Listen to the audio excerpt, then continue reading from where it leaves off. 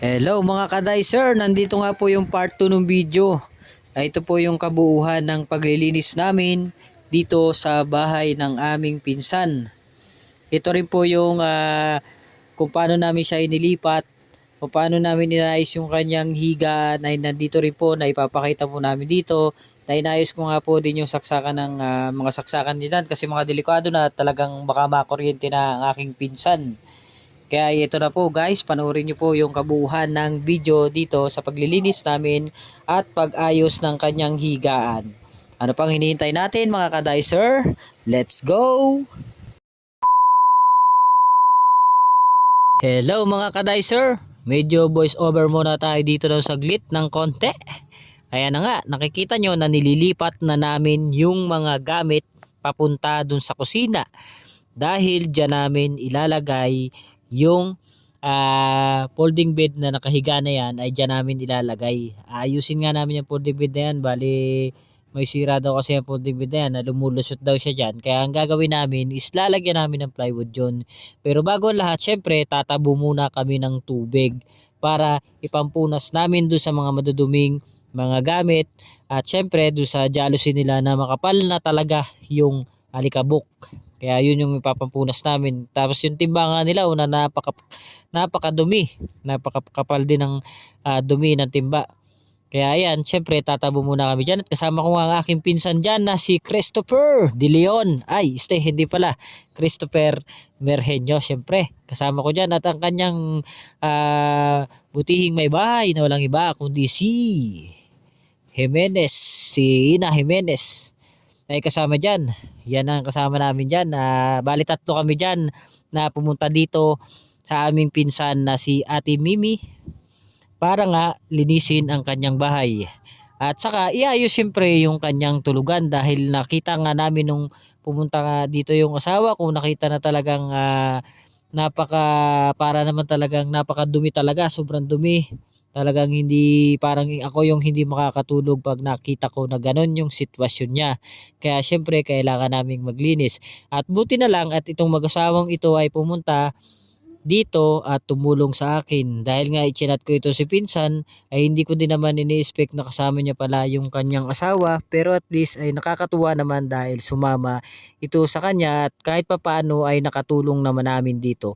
Bali hindi nga namin nakatulong ang aming pasimuno ng lahat ng ito. Noon pa lang po ay naakit na kaming pumunta dito ng aming tito, Nestor. Pero ang nangyari nga ay dahil busy siya ngayon at marami siyang ginagawa ay sabi niya nga na kung pwede ay kami na lang muna. Kaya wala namang problema sa amin yun ay at least ngayon nga ay natuloy na yung ginagawa naming paglilinis at ito na nililinis na nga namin para rin naman sa aming pinsang Ate Mimi itong ginagawa namin ito. Ayan, nakikita nyo guys na napakagulo pa nga nung bandang kusina nila. Tapos yung ilaw namin ay medyo malabo-labo pa. Tapos yun nga ay may mga butas na nga daw dyan na tumutulo na kapag umuulan. Yun yung nagiging problema din dyan na kapag umuulan nga ay tumutubo na tuloy. Tumutulo pala ang ulan. Kaya siguro pagka dire-diretso yung ulan baka mangyari ay mapasok ng tubig dito maba. Kaya susunod siguro yung mga pag tayo nagkapera o kung sino man ang gusto pong mag-donate ng bubong dyan, gusto mag-donate ng bulkasil ay pwede po dito para sa ating pinsan. Kami nga wala kaming masyadong mayabag pa ngayon kasi marami kaming pinagagastusan kaya ang tanging maitutulong lang namin muna ngayon ayan isang paglilinis syempre ang may ayos yung kanyang tulugan dahil nasa lapag lang talaga siya para kasi pag nasa lapag ka gagapangan ka ng ipis, gagapangan ka ng langgam, gagapangan ka ng palaka. Kaya wag mo pong i-skip ang video na to kung gusto mong malaman ang kabuuan kung paano namin inilagay ang higaan ng aming mahal na pinsan dito, kung paano namin isinaayos yung kanyang maayos na higaan na hindi kagaya nung una na talagang makikita mo na nandun siya sa lapag. Kaya ano pang hinihintay natin mga ka-dicer? Samahan nyo akong linisin ang bahay ni pinsan.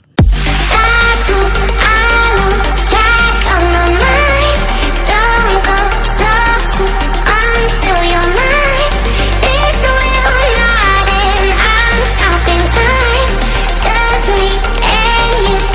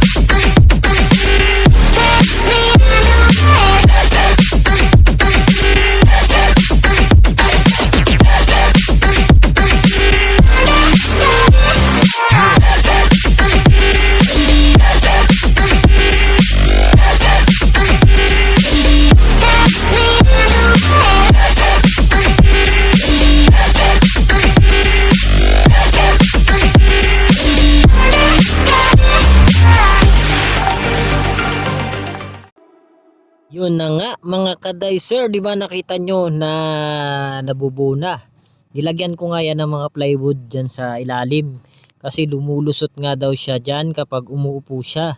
Kaya nga daw hindi niya yan ginagamit dahil nga lumulusot siya dyan. Kaya ang sabi ko, ang solusyon lang dyan, lagyan natin ng kahoy plywood ang ilalim. Para tumigas, para at least pwede ka na mahiga dyan. Kaysa nandyan sa lapag. Iba-iba naman siguro kapag matulog ka na nandyan ka sa may folding bed na yan. Kaysa naman sa nasa lapag, medyo presko nga sa lapag kaso gagapangan ka naman ng mga ipis, langgam at syempre maaari ka pang talunan ng mga palaka.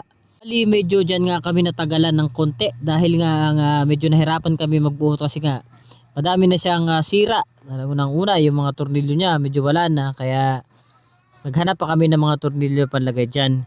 Pero at least ang ending naman yan ay natapos po namin yan at nailipat namin siya dyan. Kaya hanggang dito lang po ang aking video na ito.